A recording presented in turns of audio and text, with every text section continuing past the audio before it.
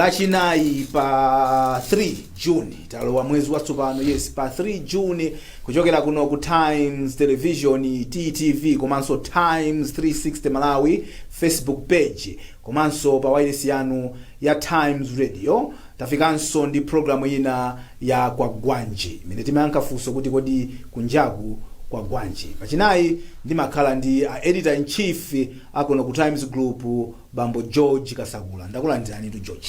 Tathokoza kwambiri Wanda. Kodi yomaliza? Yomaliza nya? Programu. Kwagwanji. Hayi Kwagwanji ndiyo malizadi. Kwa inuyo. Kwa ineyo. Usati kuti Kwagwanji. Kuti kutayai. Ikutayai. Kuma ineyo ubwera pano zapanga Kwagwanji. Unless something happens. You never know. Bina mawa something can happen. Kuti chakubwera so kuzapanga. Kubwera so zapanga. Koma yochita kukonzekera. Yo ni makapa schedule. Yo konzekera. Ni makapa schedule pa chinayi ngati lero. Pa membrandika pa schedule pa. Kuti zibwera pano. Ndi yapa schedule ngati lero kozo na uda imene ndi nikhalizikule ngati ndiyo maliza. Ngati mwina kana karachitika Roma dzulo ano mndu afuna kuti ndibwere mndu abwerani ndikhozobwera ndithu chabwino ndikufandikana report masiku 2 3 ndikadalipo moti tikamachoka pano tikhati kusanzika kukhuzana ndi Kwagwanji koma asazoka ngona kuti I don't know kuti what if something happens ndabwera so akana kuti my emergencies kaneni komano zochita kuchita pa sechu ndimene ya pa schedule ya pa schedule ndiyo maliza ndithu ndiyo maliza tichita ma goodbye bwinonso chabwino koma zoida kukomiza kwambiri ngani ya goodbye ito ngati kuti angasiya anthu akhala mafusa atunja kuti kodi atsogoleri azikhalabe a DG kumabwerabe umachita Kwagwanji kapena umabwangabe hodi talent sinauza kuti mwina lifika tsiku lomaliza kenako mwina zitabayibayi kuti apitabe kumabwerabe kuchinayi ndio bodza la konkolisa ngateke zimenezo conflict of interest nanga munthu uli kwina ndio uzivira so kwirazo amatero kayatu yasi ngateke zimenezo chabwino nkhani zathu zimene zikupezeka mu news zathu ziwiri zonse Daily Times komanso The Nation zikufuula apa kuti court votes APM on MEC fires 4 DPP nominated commissioners. Law Society says MEC can't make decisions. Daily Times kuti court paralyzes electoral body kicks out 4 commissioners.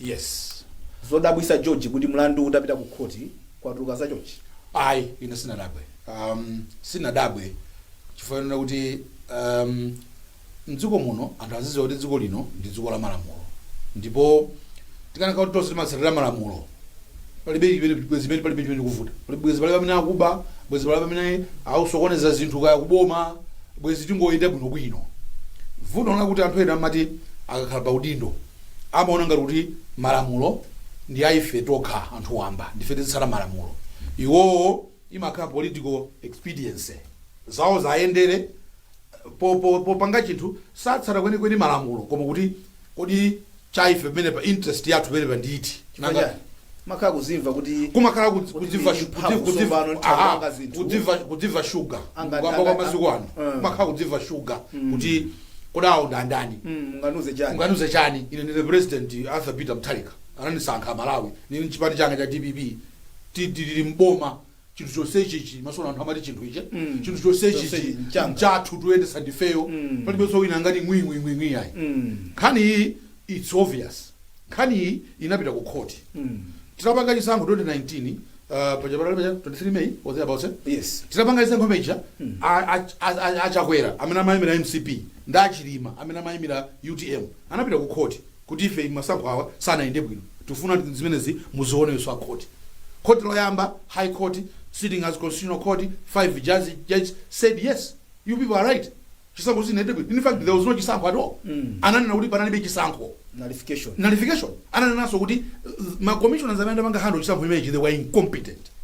Now where they are incompetent is incompetent, it means sooner tenchito. They were in fact suggesting kuti anthu awo amwachotse komano anakhanga taiponyerano parliament Nkhani parliament akayang'ane then inapita ku Supreme Court iwo anapanga appeal Mutharika and Ameki anapanga appeal Nkhani inapita ku Supreme Court. The Supreme Court repeated word by word the same issues. Could this commission was incompetent, they didn't follow the law, the electoral law and the other laws in running this election. Our parliament anapita anana chimosmos ulantu hawo just said tayori particularly ni commission yanyo yabwera toast pressure commission yanyo pressure chitika as the law demands pereka maina President Peter Mutharika akapereka maina anthu omwewo the same people that were said were deemed competent by 2 courts as well as parliament. Komanso malingana ndi mene ili composition ya parliament iko pano kumene akuti ku MCP kuchokere maina atatu exactly ku DPP kuchokera atatu yes koma kunapezeka kuti kwina kuli anthu 4 kwina kuli awiri ku nkhani yodziva sugar so they were looking sugar imwe sugar imwe they were looking at their interest. We should still control this commission. We should disregard the laws. So to only numerical strength MCP ku parliament nyotani, then they should have equal number in DPP. We should disregard that. Let's have more people. Apart from that, some of whom were deemed incompetent abwereso. Agati pangire zatu umeneko. Azika indra yatu. Kodi kumakhala kuchitira dala kuti azika It's deliberate. It was deliberate. It was deliberate. Kunali kuti chigwawe ifeso ndife anthu chinthu ichi nchatu awasatisokoneze we must true win chisankho chimene kuti tipangeso. Let's maintain our advantages. Let's have more commissioners in the commission. So here we are. That's impunity as the judge has said. He says this is impunity. Because you are deliberately flouting the law. Because you think because you are president. You are president of Malawi, but this is not a person instead of Peter Mutharika. This is the government of the people of Malawi. And it should be run based on the laws. So I'm not surprised. The first question that you asked me is, are you surprised? I'm not surprised. Because even a normal person, and in fact the judge is saying that, the language that the judge is saying, he's saying it's not even rocket science. What is meaning is that even Winari I would do this was not how things were supposed to be done. Today, KOC, Zmayage Vuta, Olongolola, the 2 commissioners. The president tried to fire them, if a commissioner. Is that how you're going to run government? Is that how you're going to run a MEC? MEC is a respectable body. That must have respectable people. That is the public can relate and respect and say, they are probably not doing everything will be okay. Not people that want to show off in public and make noise. That's not right. Kani na George mene makula mutu pambene imayenda nkhani mene nali yokuti kodi chigamulo chakhala chatuka mechatuukiramu kuti ya judge kuti no apa sidasate malamulo kodi ziganizo zimene anthu ankapanga ali ma commissioner zizakhala zotani ndekuti anali joker wa DPP. That's what they were excited about. That's our joker.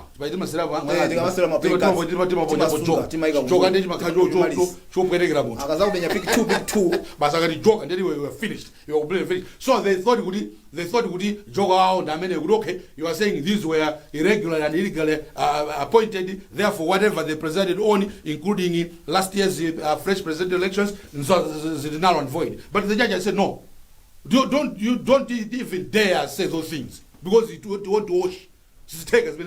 You think because you were wrong, so because then you should take advantage of that to cause confusion in this country. The judge said no. Their decisions were right despite them illegally being appointed. Yes, that's what they performed the job of commissioners and ran the election, and the election was valid, properly done. So there, because look, if we say oh yes, then it's like their wrong decision is now even confusing our issues in Zugomuno. They should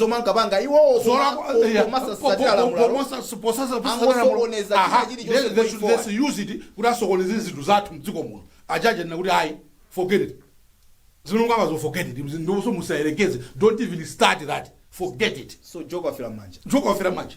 What the DP is doing now is asankema commissioners apeleke kwa president Lazarus Chakwera asanke aweze a claim commission. We should have a commission that is functioning as soon as possible because there are issues that the make must do. Yes. By elections and by elections. Yes. Because the minister chitikira baba ndio the commission singapitirize ku. Yes, exactly. I mean it's true.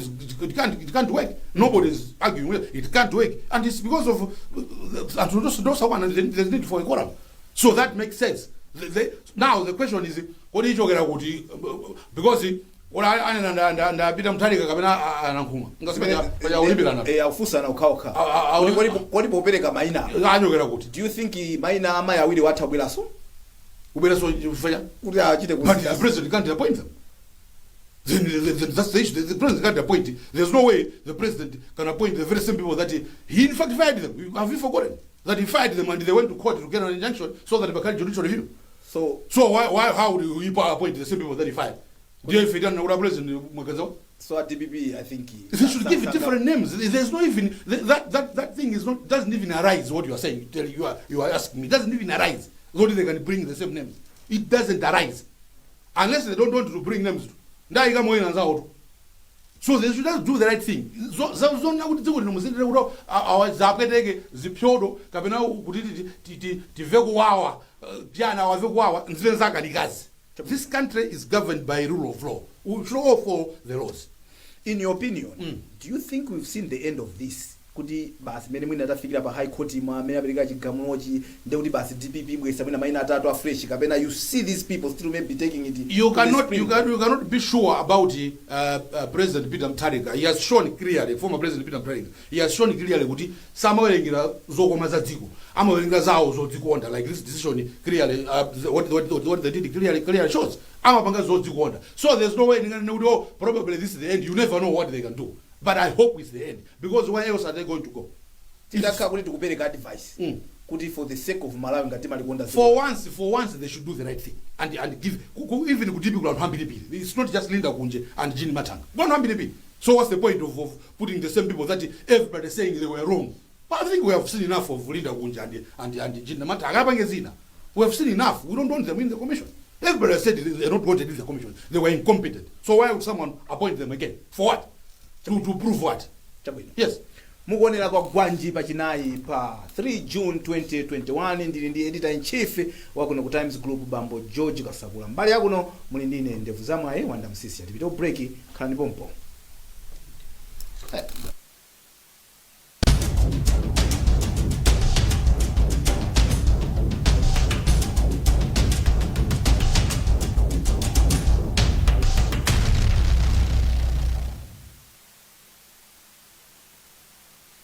Sometimes stating the obvious is your only choice. Times Television. Times Television. Times Television is Miss Malawi Television Station of the Year. 6 years. 6 years. 6 years in a row. And we salute all our viewers as well as advertisers for the unwavering support. And we ignore all unnecessary noise to give you best value for your money and time. We rule. We rule. We rule the media kingdom in Malawi.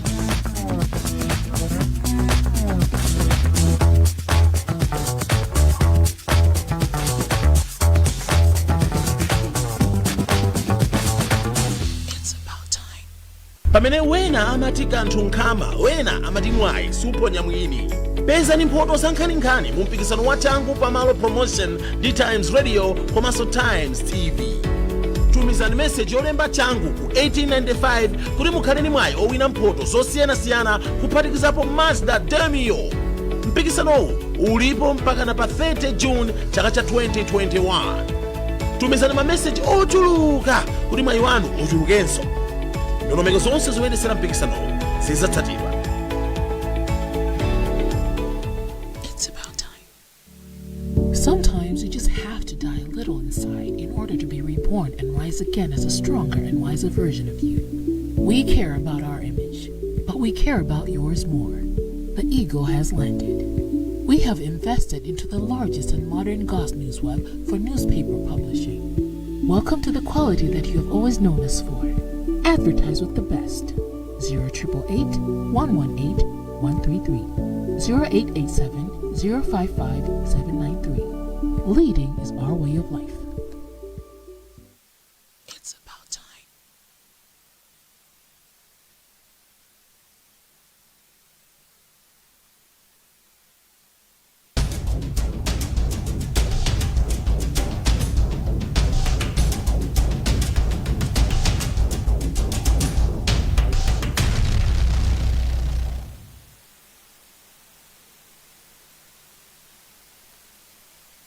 Ndi programu ya Kwagwanji pachinayi pa 3 June 2021 ndipo ndili ndi editor in chief kuno ku Times Group Bambo George Kasakula. George, nkhani naso imene yumati ukamaimva kumapya mtima. Ndi nkhani tufuna tiunike kuti ku Malawi kunoko zasimikizika sopano kuti COVID jaida vuta kapati kuvuta ku India yafika. Yes. Kudatumizidwa masample ochokera kwa anthu 87 yes kupita ku South Africa kuti angationere ndi 14 yaonesa kuti yes ndi variant imeneyi ya ku India ndipo alengeza akocheya a task force bambo chanamira Nkhoma kuti iye ndithu kachitombo kamene kafika reaction ineyo ndili ndi funso wanifunsa funso neso ndili ndi funso langa ndilonena kuti kodi company ya Salima Sugar Factory kubomako aitani, are they going to give them a fine for this? Chifukwa ukaona Nkhani chibwana chosakonda dziko pali zinthu zambiri Nkhani tikuzoyamba malaya zambiri mbiri leyo yamba ndi Nkhani ya chibwana ku Sugar Factory chonena kuti akuzoti ku India kwa beba tikuona tose pa TV ngati werenga ma news kachani pawere situkuva kuti ku India sikuli bwino anthu akufa ngati nkhuku za chitopa ndipo sizili bwino yayi dziko la India lili pa mpeni lili pa moto tikuona tose, then somebody thinks kuti that's where you can draw labor from. At that point you are still want to take people from that ngwabweretsa kuno ku Malawi kumabwera ndi ma certificate abwera payapo kuti amacertificate negative pamene ni mabodza odziwikiratu. So that's the first layer that we can discuss this issue. The question yoti mina tizifusa so lipo point. Yes. Kodi what was really happening here? Timafuna labor imeneyi kapena there was something that was happening. That will be now you are now going to the second layer. In an layer yaona kuti tireneka indi the decision of this company, because it's a stupid decision. It is a stupid decision. By our standards, it's a stupid decision of saying we should still be importing those people as Iberabe. And in fact, the other thing is which we normally forget. Analenge is a task force. Could you have banned people from India, from Bangladesh, from Brazil, or there's another country? Analenge is. Kumene kusitu funa muntu abwere kumene kwasabwere. Kaya abwera pa madzi, kaya abwera pa ndege, kaya abwera pa road, asabwere kuno. This company continued to bring people from that country. Now, zimateka bwanji. That's the question. Taseka ifeyo kuti anthu asakubwera. This company mene kunena kuti it's their stupid decision. Yes. They are inviting what they think is labor yomakwifuna. Yes. Now, how come kuti ife tikulola so labor image just kuti ifike as a country now? Second layer, since you insist we should go to the second layer, labor. The other thing that this company and government must answer is why are we importing labor from India? People ozakoza machine. When this country takarumanga manufacture sugar, uyambira kale. Kuna lonolo imapanga sugar ku Salima ni kudwamba. Kena kukuza kulitsa ngwe sukoma, kena kukuza kulitsa company kuli Love. The same machines, the same company. So Love anabwera uzambisa company kunoko ya sugar. Anachiro gula company yodina ipo kale ya lonolo. What are you saying? The point I'm saying is that Malawi as a country, we have technicians that can service sugar plants, sugar making plants. Why are we still getting people from India to come here and service things? For what? We have technical schools in this country. Sochi, Zuzu, Lilongwe, Salima, Kulima technical school. We are churning out people. We have polytechnic. We are churning out engineers every year. How? We've been manufacturing sugar. It's not the Indians it's not that sugar company Salima that is the first to make sugar here in this country. Now how 40 they brought 40 people that yes, and at once it means Amagweresa. So to me, the question that I have to Minister of Labor as well as sugar, they should explain to the country. They have a story to tell the country. Yes. Why are we taking people from India to come here as a bank sugar Salima when we have our own boys and girls that are coming out of technical schools, even the polytechnic engineering department every year that can service those things. They are now if we are getting Indians to come here and service machines, where go to our people, where are our boys and girls going to work if that's what we're going to do? So nobody has answered whether when they were making that company there are issues of shareholding, probably there were those conditions, then there were foolish conditions. Because there are conditions that were not in the best interest of Malawians. If the condition was that the company sugar shareholding Malawi government, then probably somebody in India shareholding this thing to India, then whoever did that thing was mad. He was crazy. He needs to explain to the country why he did those things. Today here we have COVID, COVID. Dangerous variants. So this can even kill people. Kill Malawians, innocent Malawians. That's not right. That's not right. So that's the second layer that we can discuss. Why are we having Indian technicians when we have our own technical colleges and university producing engineers, producing technicians? Why are we having them? Somebody should explain. They owe the nation an explanation. Third level. Yes. Analowa branch. Yes. Awawa panga chiganizo chawo There was a ban. Akuwayitanisa anthu. Yes. Komanso we saying kuti ngati tinali ndi mgwirizano kuti anthu azichita kuchokera kumene koma zagwira ntchito sinali magwirizano abwino chifukwa Malawi anathu ngoziwa bwino takhande experience yopanga sugar zaka zambiri we make our own sugar tikuenda kumaziwa panopa kuti if there's something that we are proud of is that we make our own sugar in this country. Sugar timapanga roka sugar wairovu apanga umusi kwawo. You can go, you see the factory if you want. Udwangwa apanga sugar ndiye sugar takati kulya nthayo sayita kulya sugar watu. So why should you import some Indian technician to come and repair machines or maintain machines or buying the sugar? It's crazy. So tikuganizira kuti ankabwanji mafuso awiri lachitatu limene mabweresa ndokuti now zimatheka bwanji chifukwa choti mphamvu zoti anthu alowe munombo. There was a ban. There was a ban. Yes, there was a ban. And I expressed the ban. Ananena publicly because kuli variant yoopsa ku India, ku Asia, ndipo anthu awufanga kuti kukuza chitopa. We have said and maiko awa ayi. And we're not the only ones. You go to the UK, they are doing the same thing. They issue the same thing. In fact, Banoba, I don't know ngati Malawi anatichosa UK yes. Kwa America, they are doing the same path. So it's not like we were against anybody. Kabena we it was xenophobia, kaya racism, kajani. This is what everybody is doing to safeguard my borders, to safeguard the health of their citizens. These people of India was mentioned. Why were they allowed? Who allowed them? So the government of Malawi to find pepera. To promise. Pepera umene kutu. Zikoni sasa. Zikoni to pepera. Fendo pepera. Ndifo pepera. Because the muntu ona kuti ukuopa, ona kuti ufuna kuteteza dziko lako kumatenda, anthu asafe, anthu asadani nthawi yoopsa. You can't do this. Whoever did it, they should tell Malawians why they did it. They should justify. Airport akufika immigration. Why did they clear them? Why did they tell them to go back? When there's clearly bad. They landed at the administration airport. They flew in at the administration. Who allowed them to go to Salima? Because they were caught in Salima. Yes. And it was actually somebody who actually a whistleblower. Yes.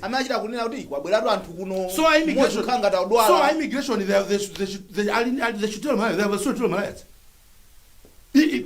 Government, kula president, kula nduna, kandani, kula achimwendo. Homeland, that department is under him. Amalawi alini mafuso. Ngona kuti how did your people, I mean Pakia, allow those people into the country? And then they were allowed to drive out the airport in Kupita Kusalima. Who allowed them? And why when there was a ban? Did ngona kuti kumene kupepera? And we Malawians are not happy. Nikupepera kwa choncho. Because such officials nkutikonda. And the question that people would ask is, so what motivated them? Is I'm the one that I'm a passport now.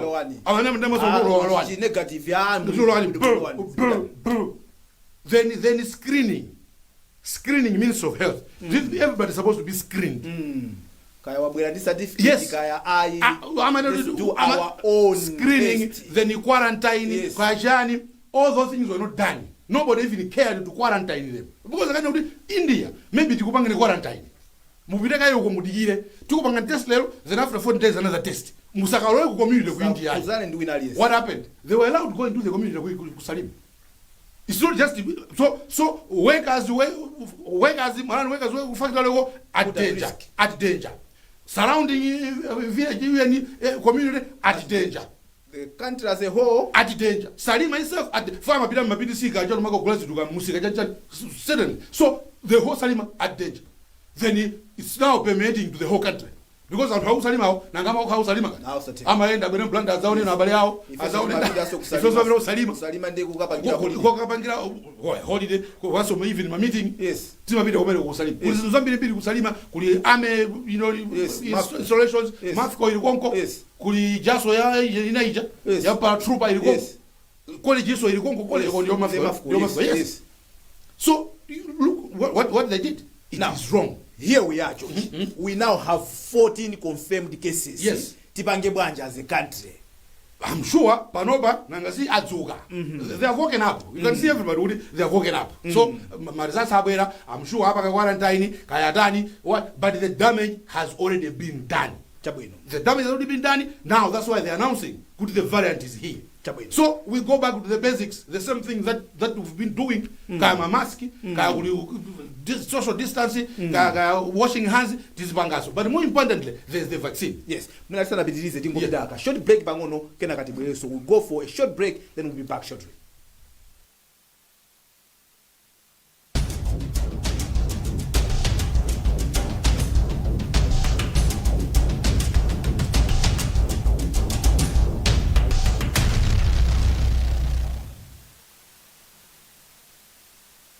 Sometimes Stating the obvious, is your only choice. Times Television. Times Television, Times Television is Miss Malawi Television Station of the Year. 6 years, 6 years. 6 years in a row. And we salute all our viewers. as well as advertisers, For the unwavering support. And we ignore all unnecessary noise give you best value. for your money and time. We rule. We rule. We rule the media kingdom in Malawi.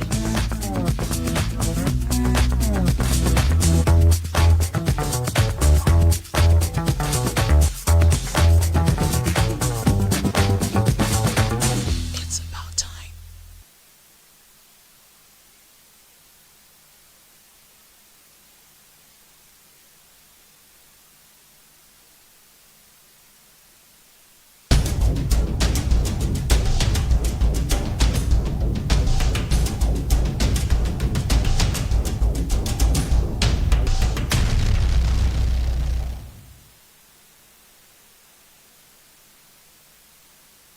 Kwagwanji kuonera Kwagwanji ndithu pakanema wanu wa Times TTV komanso pa Facebook page Times 360 Malawi kumveranso program yomweyi pa wireless yanu ya Times Radio. Ndili ndi George Kasagula, editor in chief kuno ku Times Group.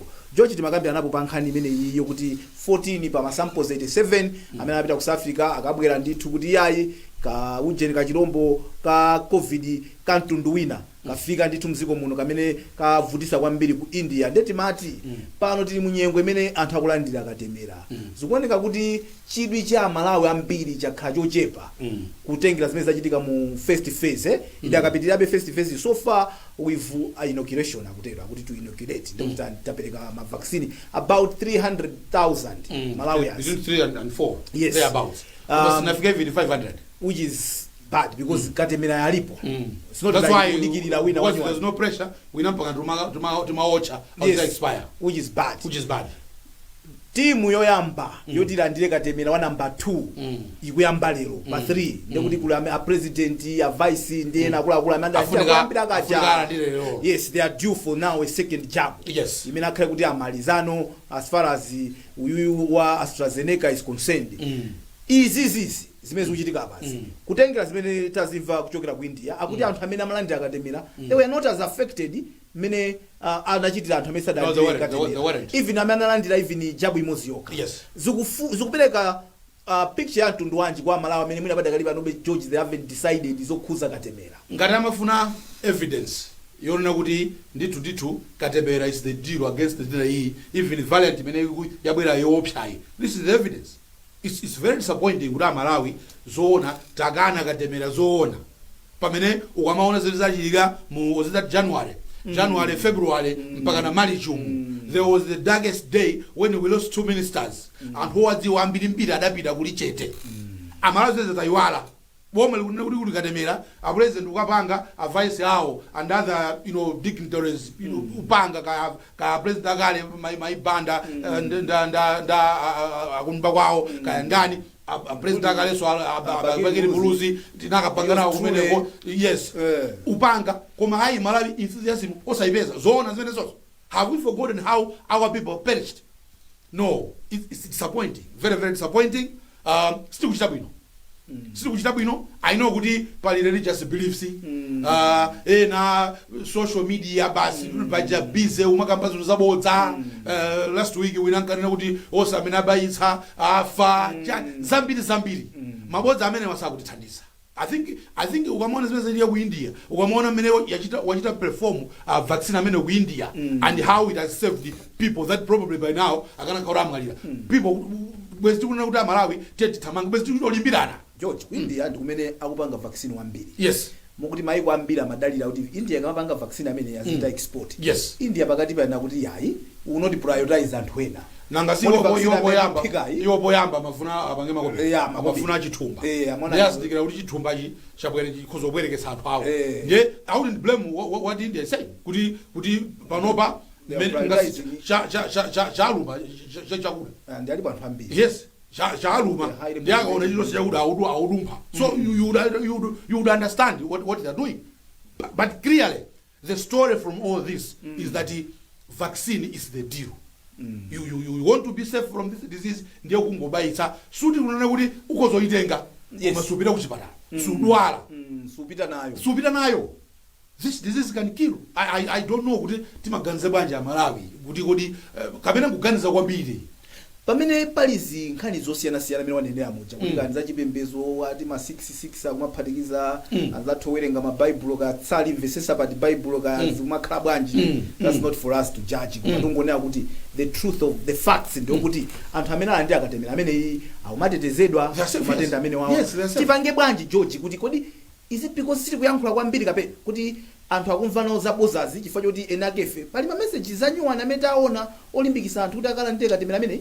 Maybe my message clearly ngati anthu are not convinced. It means kuti my message maybe it's high time to review them what tiwapereka bwanji antambonanzawo antambonanzawo civic education kuti tupanga bwanji zinthuzo chifukwa chani message si upanga sick. Why? What is happening? Clearly there is a danger.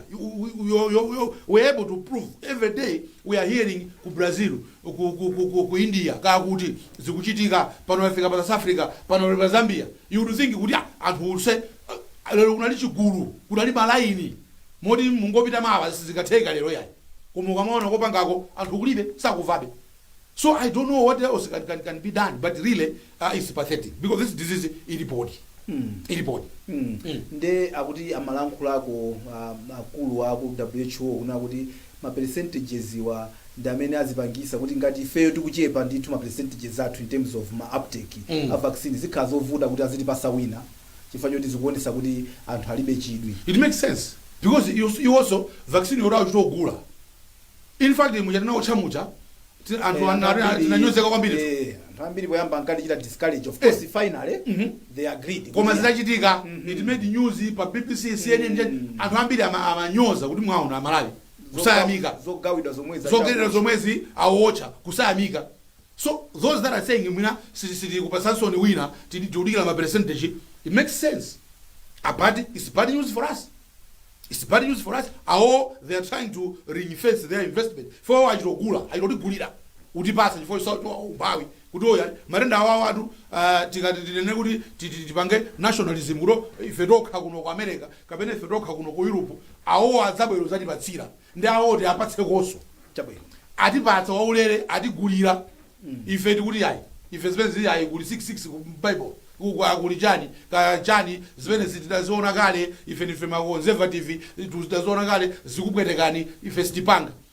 Those are the things. In the end what will happen is chitsalira ifeyo chipako chitsalira ife kwinako onse alongosola zawo. Then what they go to tell us inu anthu amene ko musabwere ko yes mukafuna bwera kuno ndiye muzionesa certificate ya vaccine okha amene azonesa certificate ya vaccine na amene azikwera ndege kwanuko ubwera kuno ku America ubwera kuno ku UK ubwera kuno ku Europe adamba panga train ya galu. Yes kuti azinunkhiza chifukwa uyu certificate utokaya fake komano kagalu akazinunkhiza kuti ngatidi uyu ngwafa kwa vaccine basi nofika pa Heathrow galu akanunkizani ya wanda lowani ino akasakula galu anunkhiza kuti simnachite bwererani kwanu. The business that you came to do here, but simpanga. Eventually, that's why we are going. I know even my company in America are hospitality industry. They are going towards that. I know even my company, even my mom, I have it on good authority. Some companies are saying, "You are vaccine."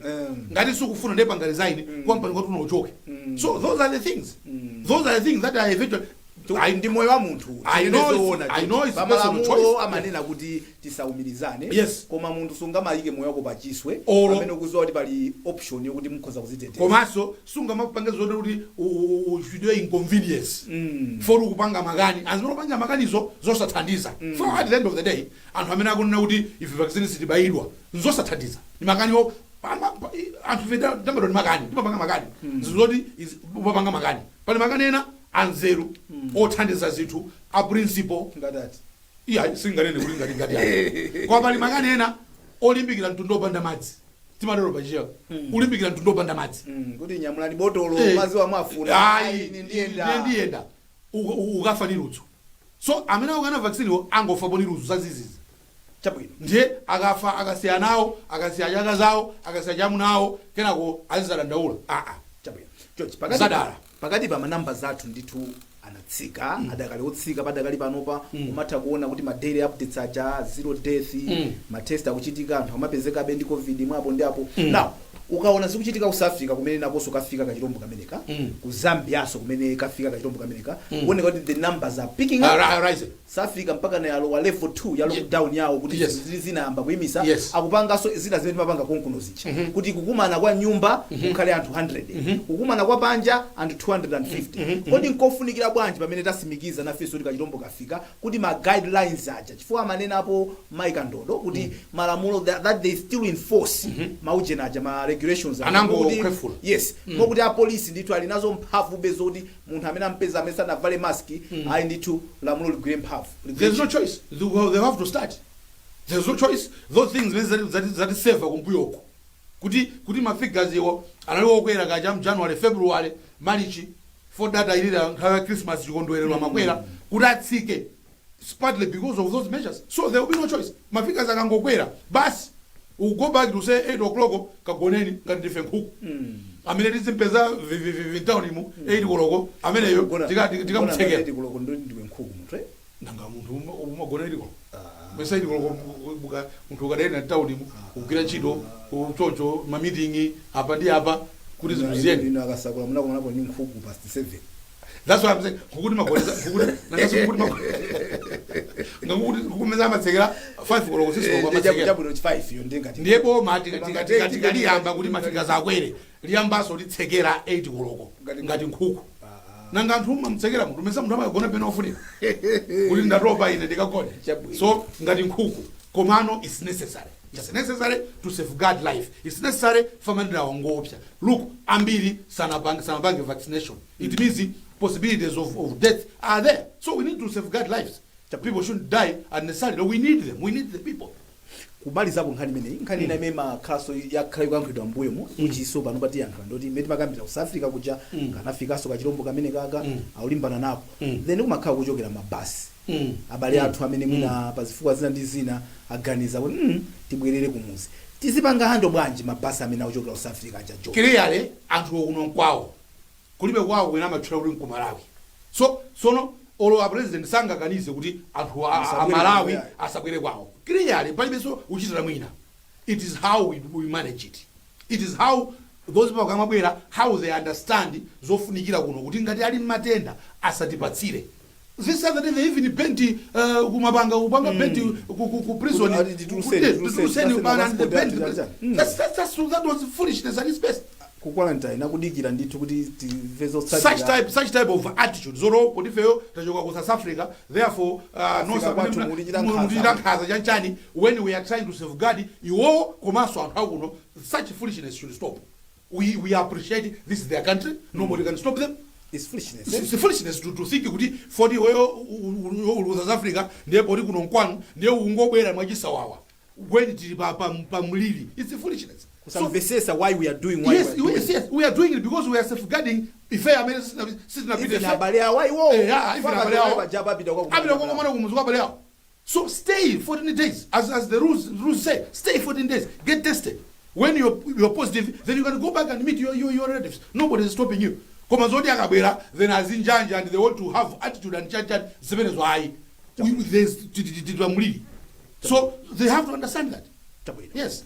kuchoka pa nkhani imeneyo ya covid tayankhulapo zambiri ndithu mafunso afusidwa ndithu tayenda ma levels yofunika kuti mwina tikupezeni muzati yankhe ena amene zikukhuzana kusalima kandino aboma kuti kodi zimezi zinayenda bwanji pano tukamba za ameneyo. Timalize nkhani ndi ya ku court.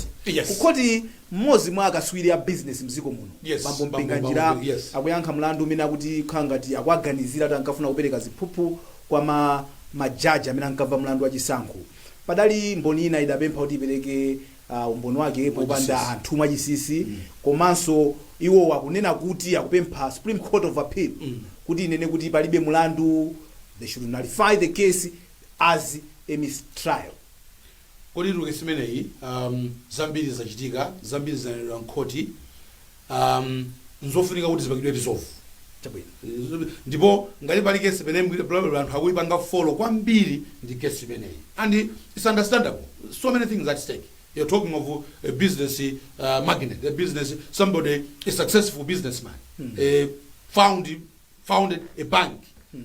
Very few people in Malawi have achieved such a feat. So it's an interesting case. Then even the matters themselves, the things that is being accused of, very, very interesting. We are talking of this country changing trajectory because of Chisango Jalsi June. That court, case, constitutional court case, Chakwera Chilima, court, Masango Sana and Debwino. Then the 5 judges, then that accusation. So even the matters themselves are very, very interesting. How he has approached it is also very, very interesting. Putting into the heart names of judges. Essentially is accusing the judge of trying to get a bribe from him. And the matters are with the Supreme Court today. So it's an interesting case.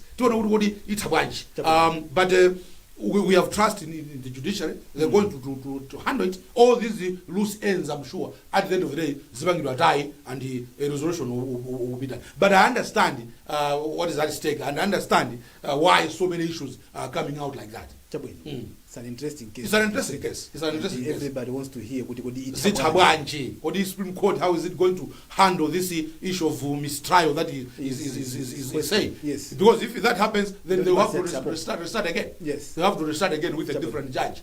Yes. Because a judge Omalipowa, Gabriela, yes, akana kuzichita recuse. Yes, because she doesn't think it's focus on what. And she said it is a case. While we can go to the Supreme Court to apply in the case, and the case. In fact, this afternoon they are going back to the High Court. To continue the case. Yeah. Chabwino. Pamene boso ndi pamsiriziro pa program yathu ya Kwagwanji ya lero yomaliza tinanena ndi tikupasani ka unjeni ka 30 seconds pakhala anthu akuyisatira kwambiri program makamaka ya chinayi asazikeni. Yeah, palibe chinthu chosatha. Chilichonse chinthu chimata. That's why ultimately even life is going to end. So my appearance here ordinarily this is the last. Because next week I'm leaving the company to take this other post that I've been appointed DGYMBC. DGYMBC. This one is one of our best programs by Network Banova. And my yamba to breakfast live. People still need some analysis. Breakfast live ija mango ponya zinthu zimene zachitika abwera mwina wino zakamba pang'ono but mafija choncho. But we are saying now news. News is like a cup of tea, like breakfast and hamadia every morning. Let's have a deeper program that attempts to talk about the news behind the news. So utinake kalejani. Poyamba it had an English name. What did Marijani and Iwalaso? Then we said no, let's call it Kwagwanji. So it's one of our best programs on the network and on Hambira Maigonda, and I would wish if it did carrying the same tone that we started it. Unala brand banda panalisaid housey. You came in, same tone. Let it continue like that, and I think it's one of the programs that I'm want. As for me, it's a sad day because it's like one of my babies here, but things have life has to go on. So wish the best, the audience, wonderful audience, feedback. It's streamed live by Facebook. We get instant feedback. Some people like it, some people don't like it, some people agree with us, some people don't agree with us. I've landed in hot soup sometimes because of the views that I've said here. But that's life. When this is a public thing, you're commenting on public matters. and Malawians should be able to also give you feedback and say, we agree, we disagree, we are angry, we are happy, we are worthy. It's part of the game. So I can only wish the new team all the best. There's the Chawes that is coming to join the team. Probably you changing the role. So I can only wish you all the best as we proceed. This is a wonderful media house that has made me, and I'm proud of what we've done together for the past 6 years, including this program. Yeah, and it's been an honor. Yes. President Amati Sanana. It's been an honor for me to host you. Thank you. Thank you. Zabwino zonse mene mukapitiriza moyo wina kuboma yayomvera iyi program yosiriza ya bambo George Kasakula amene ndi editor in chief athu mpaka nalole mbali ino pamene amasanzika kuti yayi sopano akatumikira ntchito za boma timatendo kuyankhula kwawo ku MBC ndi timati yayi asanzike chifukwa nangasi anthu amaziwa kuti lachinali lililonse amabwera kuzatambasula nkhani tokoze kuchokera kwa ine ndevu zamwayi Wanda Msisi andikutipitirani kuonera ma program otsatira pompano pa Times Television TTV apopo pa Times 360 Malawi Facebook page komanso pa wireless yathu ya Times Radio. Goodbye.